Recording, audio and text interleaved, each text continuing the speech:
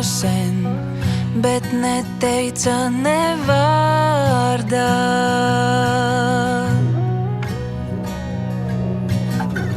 Par to, ka domas mani dzēr un tās mani ārdā.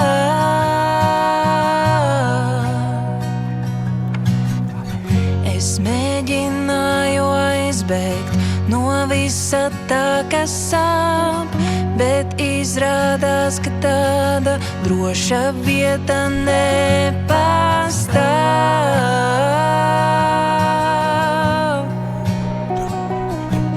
Es stāstīšu tev visas savas domas, visas izjūtas, jo ja tās dala uz pusēm, tās šķiet mazākas.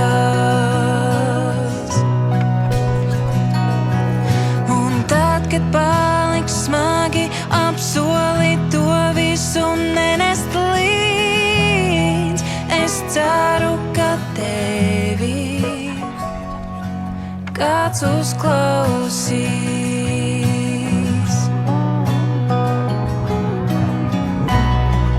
Tu esi tepat, es reizēm jūtos vienā.